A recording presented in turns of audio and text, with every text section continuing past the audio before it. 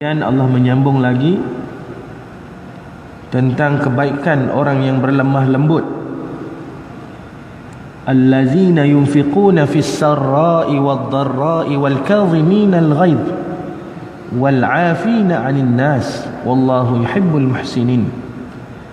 Orang-orang yang mendermakan hartanya pada masa senang dan susah, dan orang-orang yang menahan kemarahannya, wal kadhimina 'alal ghaidh, orang-orang yang menahan kemarahannya, dan orang-orang yang memaafkan kesalahan-kesalahan orang lain. Dan ingatlah Allah mengasihi orang-orang yang berbuat perkara-perkara yang baik.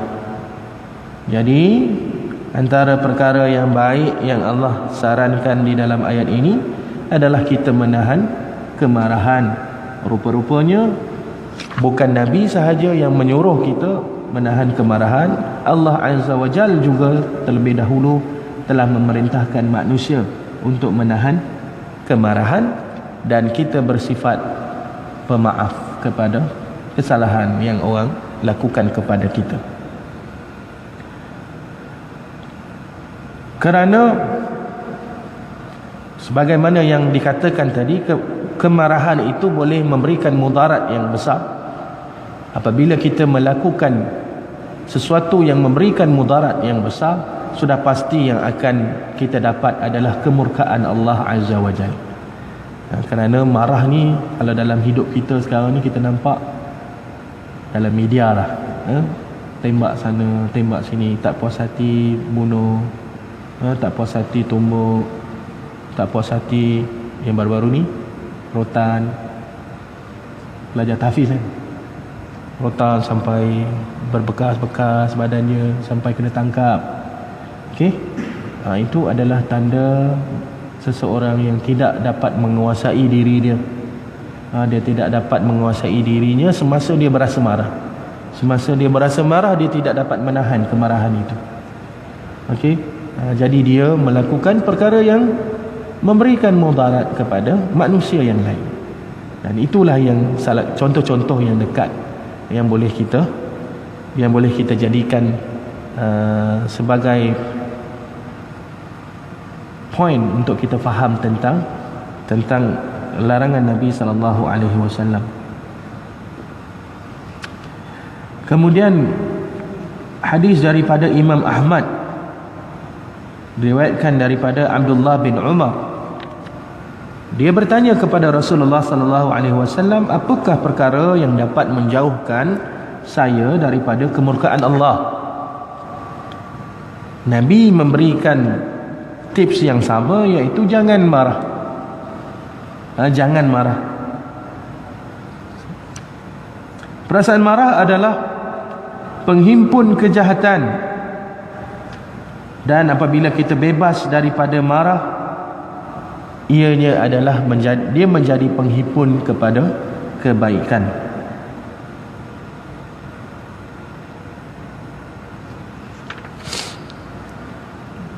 Kerana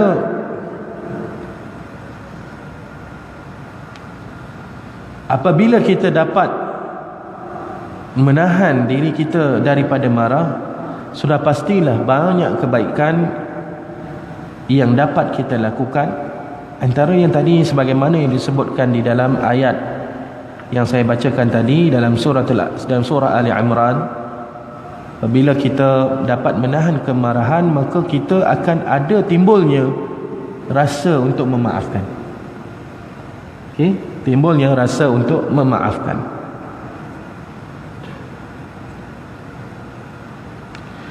Dalam hadis yang lain, ada seorang lelaki yang bertanya kepada Rasulullah, apakah amalan yang paling afdal? Rasulullah sallallahu alaihi wasallam bersabda, husnul khuluq, berakhlak baik, huwa alla taghdab in istata', iaitu janganlah marah sekiranya kamu mampu. Ada pandangan orang-orang awam yang merasakan bahawa marah ini adalah sifat kejantanan seorang lelaki. Dia mengatakan bahawa, ataupun dia berpandangan bahawa marah ini adalah lambang kekuatan seseorang. Bila kita marah, orang takut dengan kita. Bila orang takut dengan kita, maka kita rasa kita kuat, dan rasa kita berkuasa. Tetapi agama tidak memandang begitu. Agama memandang orang yang marah ini, orang yang suka marah ini adalah orang yang lemah. Kerana Islam memandang lemah lembut itu adalah kekuatan. Kerana apa kekuatan? Kerana lemah lembut itu, sekalipun ada perkara yang menyebabkan dia boleh untuk marah, tetapi dia berusaha sedaya upaya, dia bermujahadah menahan diri dia, menahan dalaman dia, perasaan dalaman dia untuk marah. Itu lebih baik daripada orang yang mencetuskan kemarahan apabila ada perkara-perkara yang menjadi sebab untuk dia marah. Kerana menahan marah dengan marah itu adalah dua keadaan yang berbeza. Orang kata kita marah itu mudah, nak melenting itu mudah, tetapi untuk kita menahan kemarahan kita, itulah yang paling susah. Dalam hadis yang lain, dalam hadis yang diriwayatkan oleh Bukhari dan Muslim, hadis Abu Hurairah radhiyallahu anhu, Nabi sallallahu alaihi wasallam bersabda, "Laisa asy-syadidu bis-sur'ah." Sadara ain ta marbutah, bukan bis-sur'ah, bis-sur'ah.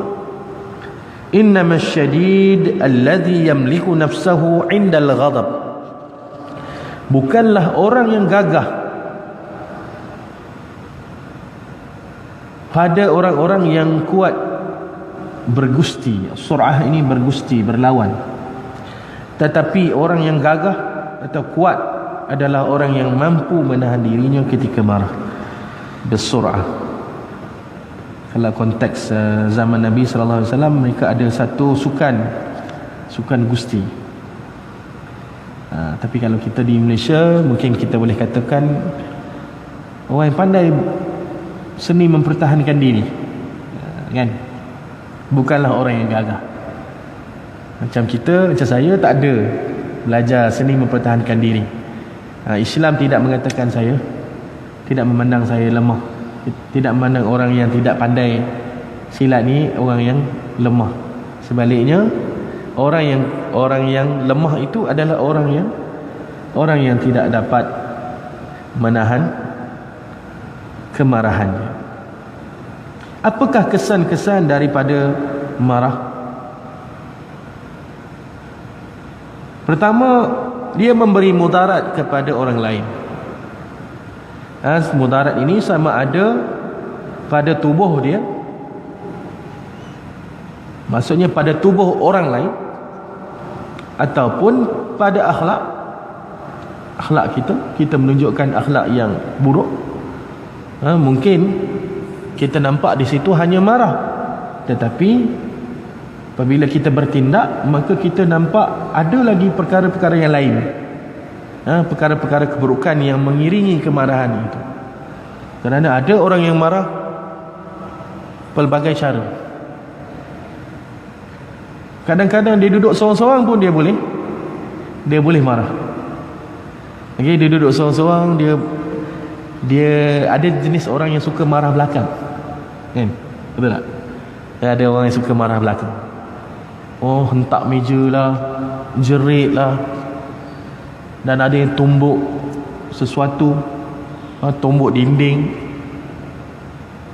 Tapi dia seorang-seorang, dia nak lepaskan kemarahan ni, ataupun mungkin dia menghempaskan barang-barang dia, dia menyepahkan bilik dia, tarik semua bantal, timba-timba tu baling semua. Kalau kata buku, koyak-koyak buku.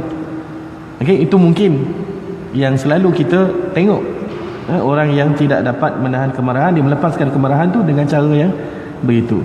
Tetapi depan orang lain dia tak berani.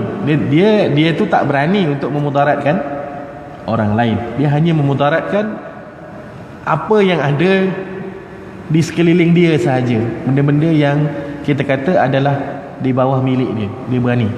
Dia berani kat situ. Itu lebih baiklah daripada orang yang marah dan mudaratkan orang lain.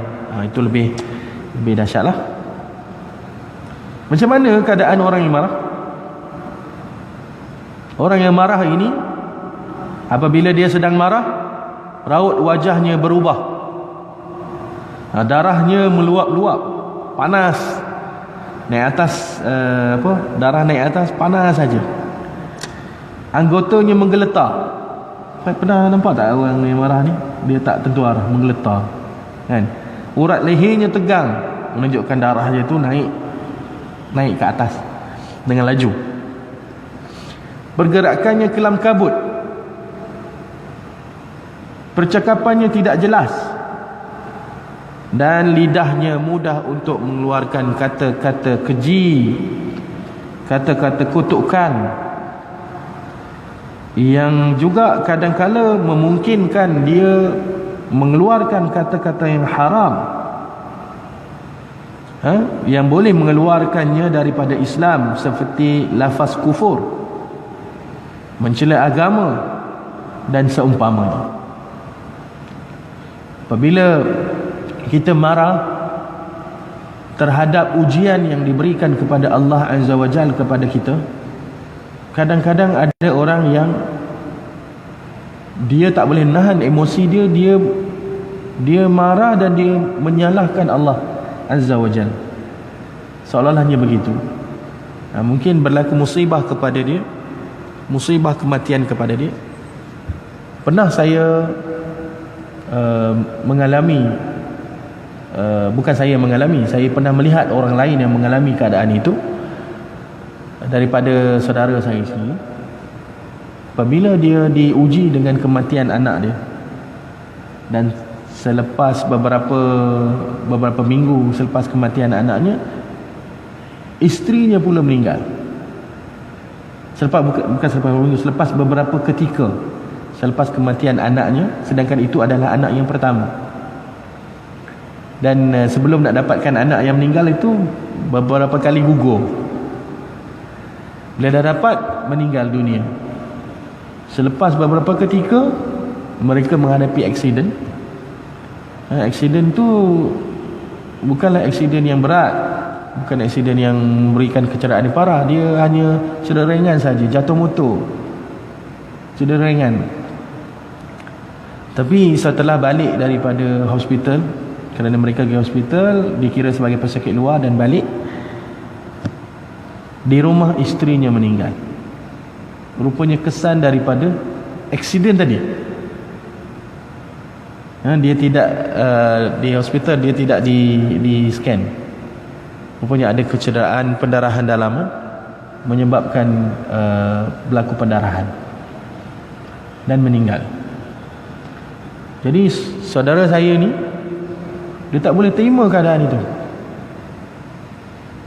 Dia kata, kenapa semua benda-benda yang musibah ini ditimpakan kepada saya? Kenapa orang lain elok je? Kenapa orang lain tidak ditimpa musibah macam saya? Kenapa?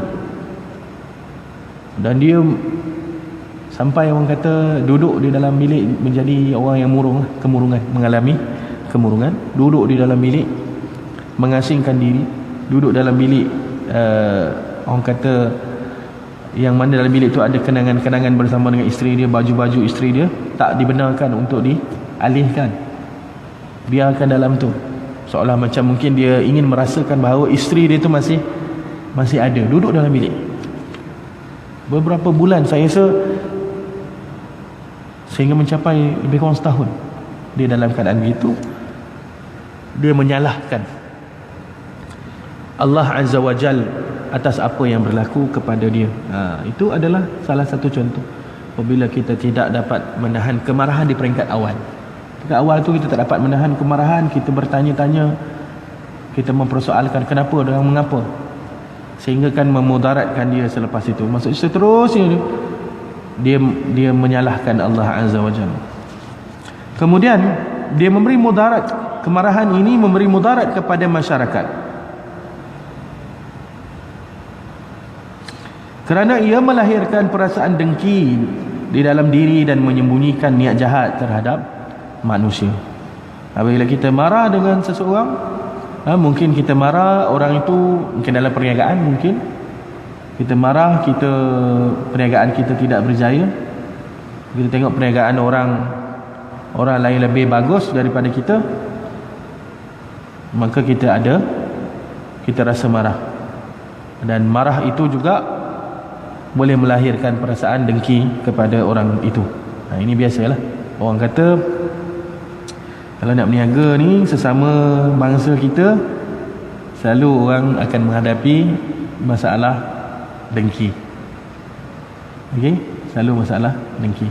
Kalau kita nak tengok contoh yang bagus, orang kita yang berniaga, kita tengok dekat Bandar Seputra tu.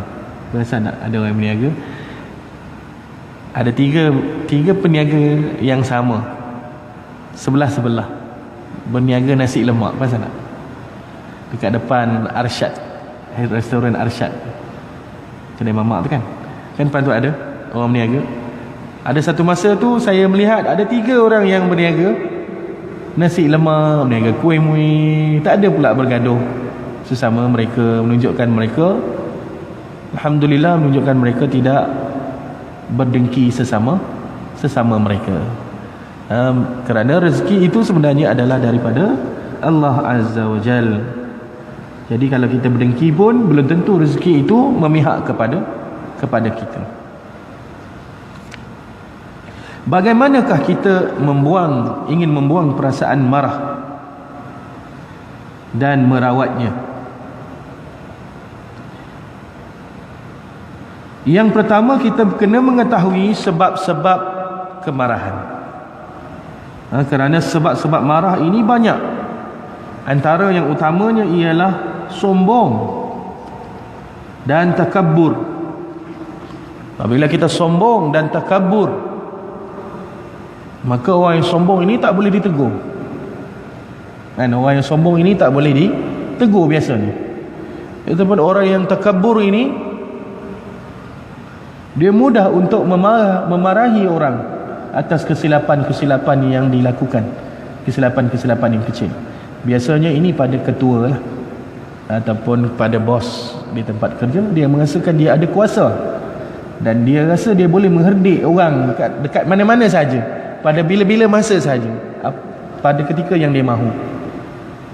Itu biasa kita lihat. Jadi itu adalah tanda sombong, takabur, kerana dia merasa bangga dengan kedudukan dia. Dan juga sebab kemarahan ialah sifat ingin mengatasi orang lain. Maksudnya untuk kita mengatasi orang lain ini, dia sebenarnya ada juga sifat mahmudah, kita berlumba dalam kebaikan.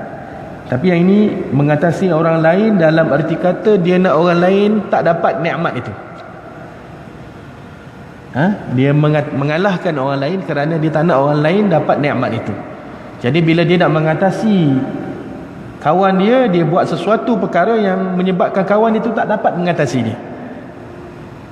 Kerana dalam Islam kita boleh untuk berhasad kepada orang lain. Boleh. Masa bila? Apabila kita nak melakukan kebaikan yang sama seperti orang yang melakukan kebaikan itu. Itu kita dalam dia punya perbuatan itu kita kata hasad, tetapi dalam pengistilahannya kita mengatakan apabila orang yang mempunyai hasad kepada orang yang melakukan kebaikan dan kita ingin melakukan kebaikan yang sama seperti orang itu, maka itu dikatakan sebagai ghibtah. Ghibtah maksudnya perasaan untuk melakukan perkara kebaikan yang sama. Memperolok-olokkan orang lain, terlalu banyak bergurau, terlalu banyak berdebat, dan selalu campur tangan dalam perkara yang tidak berkenaan dengan diri dia. Kemudian terlalu tamakkan harta dan kemegahan yang berlebih-lebih. Maka orang Islam hendaklah membersihkan dirinya daripada akhlak-akhlak yang disebutkan tadi, dan mendidik jiwanya supaya berakhlak dengan sifat yang sebaliknya. Maka cara merawat kemarahan, terdapat pelbagai cara merawat kemarahan sebagaimana yang ditunjukkan oleh Islam. Yang pertama, melatih dan membiasakan diri supaya berakhlak dengan akhlak yang mulia, seperti yang saya sebutkan pada awal-awal tadi, antaranya lemah lembut, bersabar. Bila kita dapat berita, kita kena pastikan dulu, kita kena sentiasa bertenang dalam kita menguruskan sesuatu atau kita memberikan keputusan, memberikan hukuman. Dan yang paling penting adalah kita sentiasa membaca tentang akhlak Rasulullah sallallahu alaihi wasallam di dalam masalah ini. Di mana Rasulullah sallallahu alaihi wasallam banyak sekali menunjukkan bagaimana dia mengawal kemarahan dia. Kerana dia adalah qudwah kita, maka kita harus merujuk kepada Nabi sallallahu alaihi wasallam. Salah satunya adalah apabila seorang sahabat nama dia Zaid bin Sa'na. Dia ni pada masa kafir dia ni pernah memberi hutang kepada Nabi sallallahu alaihi wasallam, dan ada perjanjian tempoh masa untuk Nabi sallallahu alaihi wasallam melangsaikan hutang tersebut.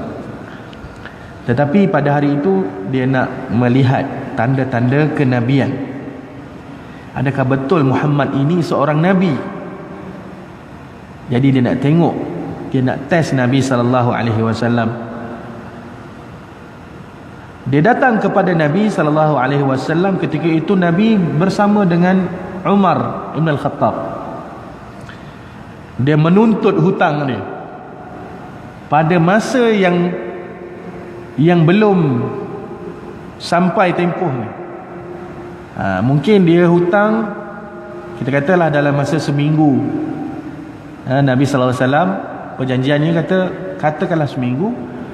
Tapi selepas 4 hari Nabi berhutang, Zaid ini datang untuk meminta hutang dengan cara yang paling provokasi, dengan cara yang paling provokasi, cara yang paling buruk.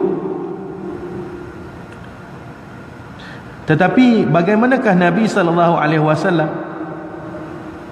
menghadapi keadaan itu apabila dia diprovokasi? Zaid ini datang dengan keadaan yang keras, dengan kasar minta hutang kepada Nabi sallallahu alaihi wasallam. Dalam masa sama dia bukan orang muslim, dia kafir ketika itu. Maka Rasulullah sallallahu alaihi wasallam, perkara yang Nabi lakukan apabila berhadapan dengan keadaan itu adalah Nabi senyum. Nabi memberikan senyuman, dan Nabi berlapang dada. Sebaliknya Umar yang tak tahan. Umar ni yang kata, ini nak kena ni. Umar bin Al-Khattab ni dia tak tahan. Umar ni marah lelaki tu. Umar marah lelaki tu. Lalu Rasulullah sallallahu alaihi wasallam bersabda untuk memberi tunjuk ajar kepada Umar dan lelaki tersebut. Nabi mengatakan kepada mereka berdua, aku dan dia, iaitu aku dan si Zaid ini, kami sebenarnya lebih berhajat kepada selain daripada ini, wahai Umar. Kamu sepatutnya menyuruh aku supaya melakukan pembayaran dengan baik, dan kamu sepatutnya juga menyuruh si Zaid ini supaya menuntut hutang dengan cara yang baik. Maksudnya kita apabila menghadapi keadaan itu, jangan kita yang memburukkan keadaan, kita pula yang nak marah. Sebaliknya kita perlu mendamaikan keadaan itu, perlu meredakan keadaan itu. Jadi itulah peranan yang sepatutnya dilakukan oleh Umar, yang Nabi nasihatkan kepada dia. Lalu Nabi sallallahu alaihi wasallam menunaikan hutang tersebut, dan juga Nabi menambah lagi pembayaran itu kerana sebagai ganti kepada kemarahan Umar, terdikan Umar kepada dia. Nabi tambah lagi. Maka sebab itulah Zaid memeluk Islam. Zaid terus memeluk Islam kerana akhlak Nabi sallallahu alaihi wasallam yang sangat mulia itu. Hadis ini diriwayatkan oleh Ibn Hibban, Al-Hakim dan At-Tabrani.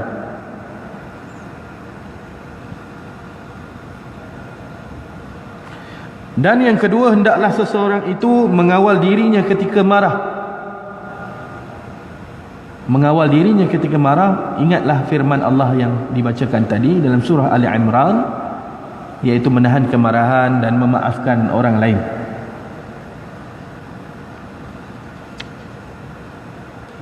Kemudian Imam Ahmad telah meriwayatkan, beliau mengatakan bahawa, ataupun dia meriwayatkan hadis, ma kazama abdun lillah illa mali'ul mala Allah jawfahu imanan. Tidaklah seseorang hamba yang menahan kemarahannya kerana Allah, melainkan Allah akan memenuhkan hatinya dengan iman. Dan yang ketiga, meminta perlindungan dengan Allah daripada syaitan yang direjam. Maka kita kena baca a'udzubillahi minasyaitanirrajim semasa kita marah, kerana syaitan ketika itu dia mengambil peranan dia untuk memuncakkan kemarahan kita supaya kita memberikan mudarat kepada orang lain. Kemudian yang keempat, mengubah kedudukannya pada ketika dia sedang marah. Di dalam hadis disebutkan, hadis yang diriwayatkan oleh Imam Ahmad dan Abu Daud, disebutkan Nabi SAW bersabda, apabila salah seorang daripada kamu marah dalam keadaan qaim, berdiri, falyajlis, maka hendaklah dia duduk. Fa in zahaba anhu al-ghadab, kerana dengan cara yang begitu boleh menghilangkan kemarahannya. Wa illa, jika dia masih marah walaupun dah duduk masih marah, falyaddaja, maka hendaklah dia berbaring. Okey, itu kalau dia teringatlah. Kalau marah-marah dia teringat dia nak duduk ataupun berbaring. Tapi kalau orang yang tak belajar agama, yang tak belajar hadis ini, macam mana dia nak ingat berbaring? Macam mana dia nak ingat untuk duduk dan berbaring? Sudah pasti siapa yang perlu ambil peranan? Orang di sekeliling dia lah. Kalau kita tengok ada orang yang nak bergaduh, apa yang perlu kita buat? Kita pegang orang itu dan kita dudukkan dia dulu, tenangkan dia dulu. Kalau dia tak tenang, kita baringkan dia. Kita tenangkan dia. Kemudian lepas itu kita minta dia berwuduk untuk dia lebih tenang lagi. Dan yang kelima, jangan bercakap masa marah, kerana mungkin apa yang dia cakap itu akan menambahkan keburukan situasi itu. Kerana yang dia cakap itu mungkin maki hamun ataupun perkara yang menyakitkan orang lain. Wa iza ghadiba ahadukum falyaskut, qalaha salasan. Nabi SAW dalam hadis riwayatkan oleh Imam Ahmad dan Tirmizi dan Abu Daud, Nabi mengatakan, apabila salah seorang daripada kamu marah, maka hendaklah dia diam. Dan Rasulullah SAW mengulanginya sebanyak 3 kali. Dan yang terakhir sekali, hendaklah dia berwuduk, kerana kemarahan itu mencetuskan panas dalam badan, kerana darah ketika itu sedang naik. Bagi orang yang darah tinggi pasti bahaya, kerana darah itu naik dalam keadaan yang laju, yang overspeed lah. Maksudnya kalau kata kita dekat lebuh raya, paling laju kita boleh bawa 110 km sejam. Tetapi kalau kita bawa 120 ataupun 130 km sejam, sudah pasti kita akan berdepan dengan bahaya. Sama juga dengan orang yang sedang marah. Darah kita sepatutnya tak boleh lebih daripada sekian-sekian. Kalau ikutkan dalam darah tinggi tu, dia kena BP tu jangan lebih daripada 140 kan. Bacaan BP tu jangan lebih daripada 140. Kerana lebih daripada 140 bahaya untuk dia. Jadi kalau kita nak tengok berapa BP dia ketika marah, kita kena sukat lah. Kalau ada alat tu di rumah, saya ada alat tu di rumah, mungkin kita boleh sukat. Okay? Mungkin seorang-seorang kita rasa macam kita macam ada mengalami satu keadaan, satu insiden yang menyebabkan kita balik rumah kita masih marah. Cuba kita tengok, cek macam mana keadaan BP kita. Jadi hendaklah kita berwuduk, kerana berwuduk ini boleh menyejukkan panas yang ada di dalam tubuh kita. Dan selepas itu kalau boleh kita berzikir, kita duduk, kita berzikir, kita membaca Al-Quran, kita buat benda-benda yang baik. Dan akhir sekali, boleh tak kita marah? Boleh. Bila masa kita marah? Apabila kita marah kerana Allah Azza wa Jalla. Nabi pun pernah marah. Bukan Nabi tak pernah marah, pernah marah. Tetapi marah pada perkara yang berkaitan dengan agama tidak ada masalah. Apabila kita melihat orang yang buat maksiat itu saja menunjuk-nunjuk buat maksiat. Contoh, dia minum arak dan dia tunjuk-tunjuk kepada orang yang dia sedang meminum arak. Maksudnya dia nak tunjukkan betapa arak itu sesuatu yang haram, tetapi pada dia seperti perkara yang sesuatu yang halal bagi dia. Dia nak menunjuk-nunjuk pada orang lain supaya orang lain juga terdorong untuk melakukan seperti mana yang dia lakukan. Maka ketika itu kalau kita nak mengubah keadaan itu bukan mudah. Mungkin kadang-kadang kita kena menggunakan kemarahan kita untuk menghilang ataupun untuk menghentikan keadaan seperti itu, untuk kita mencegah kemungkaran yang berlaku di depan mata kita. Tetapi yang menjadi keutamaan adalah kita mesti fikir untuk berlemah lembut terlebih dahulu sebelum kita mengambil langkah untuk marah. Kerana marah ini mungkin kita boleh jadikan option yang kelima ataupun yang keenam. Option yang pertama kita mesti usahakan, kedua, ketiga, keempat kita mesti usahakan untuk berlemah lembut. Kerana berlemah lembut itu kebaikannya sangat banyak di dalam agama dan melambangkan kemuliaan akhlak seorang muslim. Wallahu taala alam. Saya rasa setakat ini saja pada pagi ini. InsyaAllah semoga apa yang dikongsikan ini memberikan manfaat kepada diri saya dan juga kepada antum, InsyaAllah. Wabillahi taufiq wal hidayah. Assalamualaikum warahmatullahi wabarakatuh. Subhanakallahumma wa bihamdika asyhadu an la ilaha illa anta astaghfiruka wa atubu ilaik. Assalamualaikum warahmatullahi wabarakatuh.